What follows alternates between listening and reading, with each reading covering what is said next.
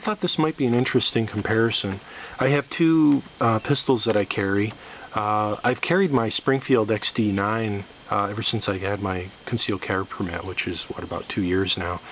And then in the warmer weather, I decided that it was a little bulky to try to conceal, so I did end up getting a Smith & Wesson M&P Shield 9, and I've been carrying that since I got it the last few months, since I got a holster that I can use for it. So what I decided to do is I'm going to weigh both of the systems and see just what did I gain by going with the Smith & Wesson versus the Springfield. Let's see how this works out. So here is, I just took off of my hip, here is exactly how I carry the M&P 9.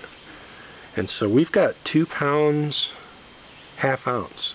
That's what I carry with self-defense rounds in them. They're Hornady Critical Defense. And so I've got 15 of them. 2 magazines, 1 magazine with 7 rounds, 1 magazine with 8 rounds. 2 pounds, 5/10 of an ounce. How does the Springfield compare to it for weight? Let's take a look and see. So here is 15 rounds, same ammunition, with the Phobos paddle holster. So now I've only got 1 magazine because it's 15 rounds on the weapon. And what do we have here? 2 pounds, 5.4 ounces. So I actually save 5 ounces. Now that's 15 rounds in the XD. It is a 16+1 capacity, so I could carry 17 rounds with that. So here's two extra rounds just to see what the weight does. Now we're at 2.62. So I save 5.5 ounces, roughly 5 3/4 ounces, by carrying the M&P 9 over the XD9. Now, kind of a little thought on this is, we're talking 5 ounces, and I know 5 ounces can add up real quick. If you save 10 things at 5 ounces, you're saving 50 ounces, and so 4 pounds is it's a big deal. It really does add up. We go back to this at 2 pounds, 1/2 ounce, and this entails a reload for 15 rounds. If I do 7 in 1 plus an 8-round magazine, I can do 16 rounds with this.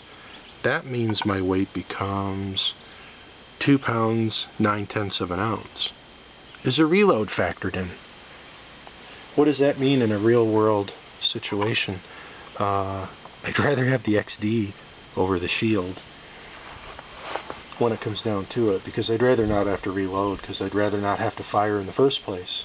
So what do I lose by losing approximately 5 ounces, right?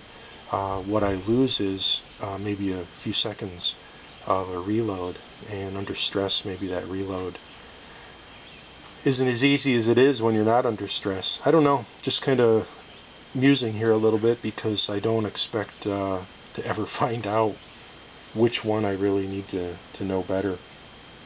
But I thought the weight was interesting to compare, so I thought I'd get the old digital scale out here and compare the two systems. So I hope this will be of interest to somebody, and that you'll think about it when you're trying to decide what do you want to carry and how do you want to carry it. There's more to it than simply the weight or the comfort or the firepower, or in other words, there's a whole host of things to think about, and that's just in the physical aspect of carrying it, not to mention the physical fitness of your own body, your mindset, your training, your ability, all those things factored in, your practice, all the things you can do. So there's so much to consider if you're going to carry a weapon, and this is just one tiny little small portion of it. Which one would you carry? And for what reasons would you choose one over the other? And what do you gain by choosing one over the other? What do you lose by choosing one over the other?